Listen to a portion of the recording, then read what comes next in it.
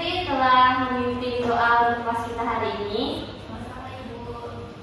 Oke, Ibu di sini akan membawakan materi bioteknologi. Nah, dari gambar yang ada di papan tulis atau yang ditampilkan dari presentasi, menurut kalian ini merupakan produk dari hasil apa?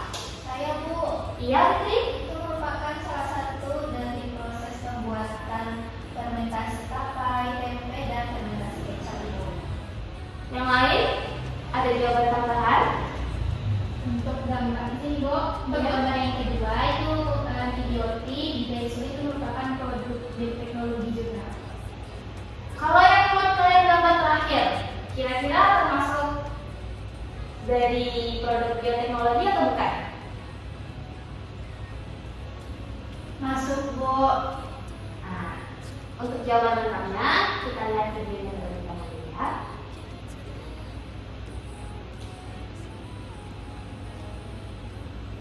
Buku dapur idola Indonesia ternyata dibikin sama jamur. Tapi bukan sembarang jamur. Mereka ibarat special agent yang misinya membantu manusia bikin produk atau jasa. Inilah yang dimaksud bioteknologi. Bioteknologi melibatkan makhluk hidup untuk membantu pekerjaan manusia. Yang konvensional umumnya manfaatin mikroorganisme untuk proses fermentasi. Yang modern terapin prinsip genetika, biokimia, dan biomolekuler yang nantinya dipakai untuk rekayasa genetika. Kecap adalah salah satu produk bioteknologi pangan. Dibuat dari biji kedelai, ngelewatin proses fermentasi yang cukup panjang, sampai akhirnya menghasilkan cairan, terus dibotolin dan dijual deh sebagai kecap. Special agentnya 3 jenis jamur. Kalau di Jepang, nambah 1 jenis jamur dan 1 jenis bakteri.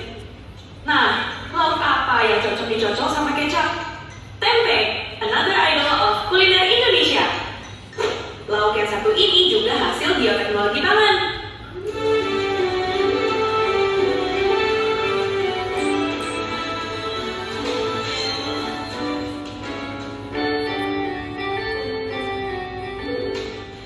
Sama-sama olahan biji kedelai yang juga melewati proses fermentasi. Nanti dibungkus pakai daun atau plastik. Terus biji-bijinya bakal nyatu deh jadi tempe. 2 jamur ini yang menghasilin benang-benang halus buat ngikat biji-biji kedelai jadi satu. Kerennya lagi, mereka menghasilin enzim protease. Gunanya ngurai protein kompleks kedelai biar bisa dicerna tubuh kita. Nah, contoh terakhir ini kesukaannya generasi ortu kita. Warnanya kuning dan ada rasa alkoholnya gitu. Ya, tape. Snack lokal yang rasa dan wanginya unik. Snack ini hasil fermentasi produk pati kayak singkong atau ketan. Agent pertama memecah amilum jadi glukosa. Makanya tape berasa manis. Glukosa itu bakal difermentasi sama agent kedua jadi alkohol. Dari sinilah wangi tape berasal. Kalau terpapar oksigen, agent ketiga akan menfermentasi alkohol jadi asam cuka. Makanya tape ada sedikit masamnya. Jadi kalau nggak mau sampai kecut, wadah fermentasi harus ditutup rapat.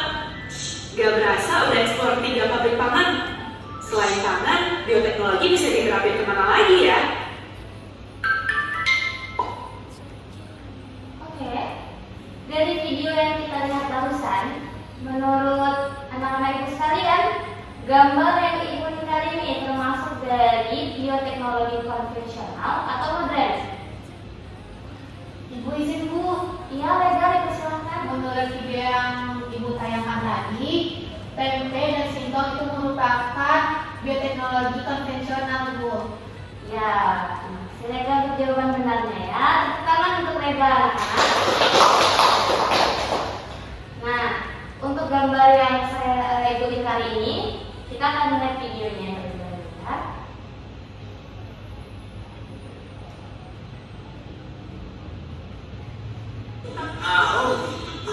Kira-kira apa terbaik tak tinggal terbuka. Ikut farm. Mohon maaf ya iklan, itu dikumpulkan dari kamu.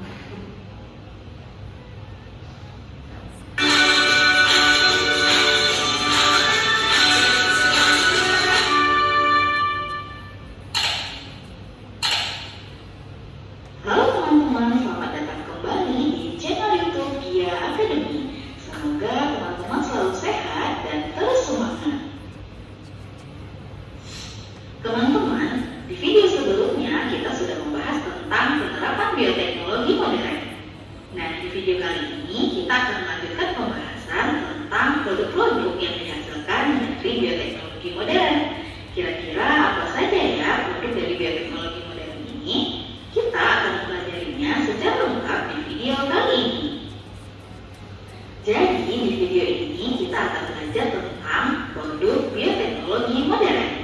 Simak terus videonya ya. Teman-teman, akhir-akhir ini kondisi udara yang disebabkan oleh polusi di bumi kita semakin menurun. Akibatnya, kita sering didera oleh gangguan pernapasan seperti batuk, pilek, sakit tenggorokan, atau demam. Untuk mengantisipasi hal tersebut, kita dapat melakukan vaksinasi, salah satunya vaksin influenza. Tahukah teman-teman kalau vaksin influenza merupakan salah satu contoh produk bioteknologi modern? Lalu, apa saja ya produk lain yang dihasilkan dari bioteknologi modern ini? Nah, beberapa produk yang dihasilkan dari bioteknologi modern yaitu antibiotik, vaksin, antibodi monoklonak, insulin, individu transgenik, tanaman kebal hama dan penyakit, dan tanaman yang dapat memfiksasi nitrogen. Kita akan membahas metode pembuatan dan pemanfaatannya satu persatu. Baik, sebelum videonya berlanjut, berarti gambar yang kedua itu atau gambar yang dibawa bioteknologi konvensional itu merupakan bioteknologi produk dari hasil modern yang gambar ada di sini. Baik itu dari antibiotik, vaksin, sama insulin. Nah, untuk tanaman transgenik ini juga termasuk dari hasil produk bioteknologi modern. Kembali ke video lagi. Pertama, antibiotik. Antibiotik merupakan produk metabolisme yang dihasilkan oleh mikroorganisme tertentu yang mempunyai sifat dapat menghambat pertumbuhan dan merusak mikroorganisme lain. Antibiotik digunakan untuk melawan infeksi dari berbagai mikroorganisme patogen yang menyebabkan penyakit. Antibiotik dapat diperoleh dari bakteri atau jamur yang diproses dengan cara tertentu. Tahapan-tahapan pembuatan antibiotik antara lain: pertama, mikroorganisme penghasil antibiotik dikembangbiakkan. Kedua, mikroorganisme dibiarkan ke dalam bejana fermentasi yang dikondisikan dengan lingkungan yang cocok agar mikroorganisme berkembang biak dengan cepat. Ketiga, dari cairan biakan tersebut, antibiotik diekstraksi dan dimurnikan, kemudian dilakukan pengujian apakah dapat mematikan kuman atau tidak. Beberapa jenis mikroorganisme dan antibiotik yang dihasilkan antara lain: dari kelompok mikroorganisme Actinomycetes menghasilkan antibiotik streptomycin, erythromycin, nystatin, Achelothericin B, novobiocin. Dari golongan bakteri, bacitracin dan polymyxin B. Dan kelompok jamur ada antibiotik fumagillin, penisilin, dan risenfulvin. Produk bioteknologi modern kedua, vaksin. Vaksin adalah zat senyawa atau mikroorganisme yang berfungsi membentuk kekebalan tubuh terhadap suatu penyakit. Kandungan vaksin dapat berupa bakteri atau virus yang telah dilemahkan atau dimatikan, bisa juga berupa bagian dari bakteri atau virus tersebut. Vaksin dapat diberikan dalam bentuk suntikan, tetes minum, atau melalui uap aerosol. Apabila vaksin disuntikan ke dalam tubuh seseorang, maka memungkinkan tubuh membangun sistem kekebalan tubuh dengan membentuk antibodi. Vaksin dibuat dengan 3 metode berikut. Vaksin yang dilemahkan dan hidup, yaitu memasukkan virus yang tidak aktif atau lemah sehingga tidak menyebabkan penyakit. Vaksin mati, yaitu memasukkan virus atau bakteri dalam kondisi mati, namun struktur tubuhnya utuh sehingga tidak dapat menyebabkan penyakit. Vaksin mRNA yang merupakan komponen materi genetik yang direkayasa agar menyerupai kuman atau virus tertentu. Proses pembuatan vaksin secara bioteknologi menggunakan teknik rekayasa genetika.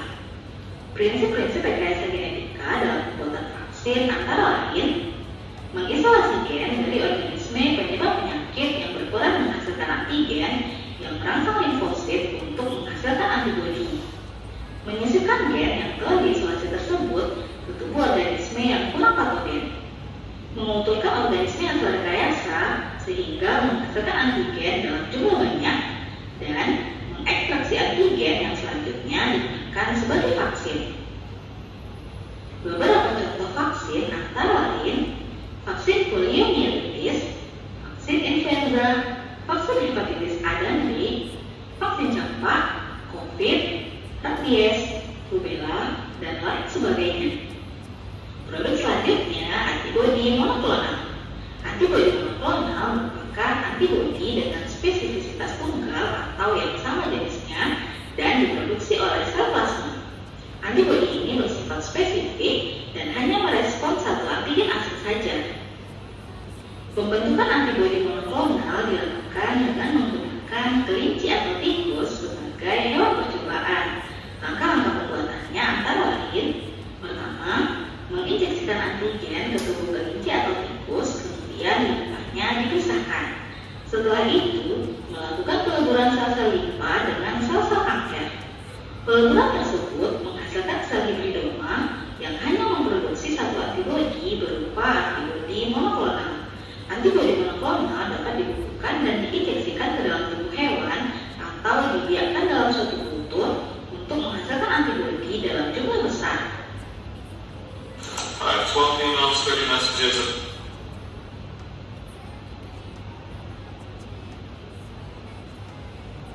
Gunaan antibodi monoklonal yaitu untuk pengobatan kanker, untuk mendeteksi kandungan HCG, hormon chorionic gonadotropin dalam urin wanita hamil, untuk mengikat racun dan menonaktifkannya, dan mencegah terjadinya penolakan jaringan terhadap sel hasil transplantasi jaringan lain. Produk biotek. Nah, tadi itu juga merupakan hasil dari produk bioteknologi yang bersifat modern. Ibu skip, kita langsung ke arah bagian dari individu yang transgenik. Menggunakan teknologi individu transgenik atau GMO, genetically modified organism adalah organisme yang DNA-nya telah diubah menggunakan teknologi DNA rekombinan sehingga mempunyai sifat yang menentukan sesuai dengan yang dikehendaki. Munculnya individu transgenik membawa dampak positif dan negatif. Dampak positif individu transgenik antara lain: individu transgenik tanaman pangan seperti pada kentang lebih tahan terhadap serangan virus. Pada jagung, padi, kapas, kedelai dan canola lebih tahan terhadap serangan insekta dan herbisida. Pada golden rice lebih kaya protein, provitamin A dan beta karoten. Individu transgenik untuk kesehatan seperti E. coli merupakan penghasil hormon insulin untuk mengobati dan menyembuhkan penyakit diabetes mellitus. Adapun dampak negatif yang ditimbulkan individu transgenik antara lain: mengganggu keseimbangan ekologi. Contohnya, kapas PT mengandung protein baik parotoksin yang dapat membunuh serangga sehingga rantai makanan terputus. Kondisinya yang lebih berkualitas dapat mengakibatkan tanaman asli punah atau plasma nutfah tererosi. Menyebabkan alergi. Reaksi alergi disebabkan modifikasi gen tertentu dari donor, contohnya pada kacang Brazil. Menjadi penyebab resistensi antibiotik. Tanaman transgenik yang mempunyai gen penanda resisten antibiotik dari mikroba dapat menyebabkan manusia yang mengkonsumsinya menjadi resisten terhadap antibiotik. Nah, tadi itu adalah dampak-dampak negatif dari individu transgenik. Mari kita ke materi ibu. Coba Kira baca materi kita. Baik, Ibu.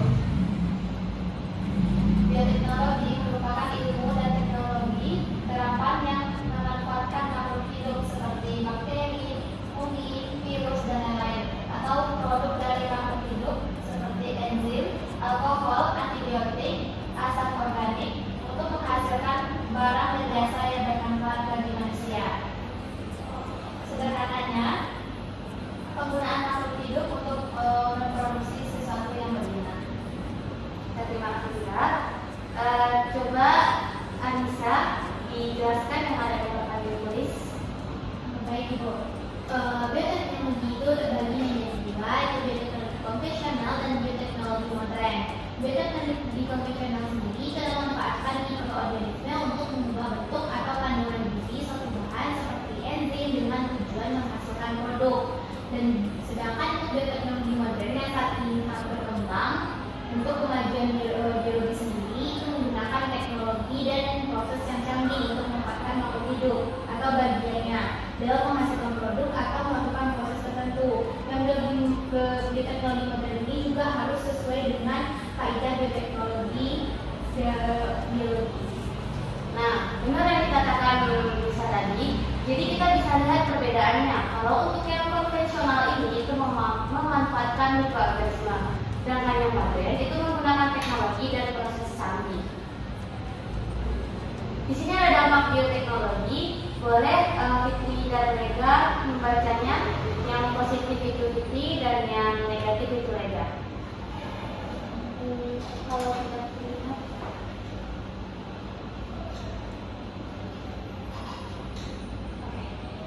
Baik, ada pun dampak positif bioteknologi ini. Yang pertama, tanaman transgenik hasil rekayasa genetik dan kultur jaringan. Tanaman tersebut memiliki waktu produksi cepat dan ketahanan terhadap serangga dan penyakit. Yang kedua, bioremediasi, di mana bioremediasi adalah cabang dari ilmu bioteknologi yang memanfaatkan organisme hidup seperti mikroba dan bakteri dalam menghilangkan kontaminan, polutan, dan racun yang mencemari tanah, air, dan aspek lingkungan lainnya. Dan yang terakhir, vaksin.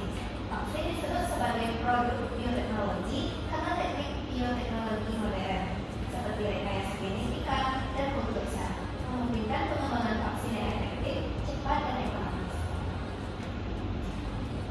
oke, terima kasih Fitri. Boleh dilanjutkan Lega. Baik Ibu, saya akan menjelaskan mengenai dampak negatif bioteknologi.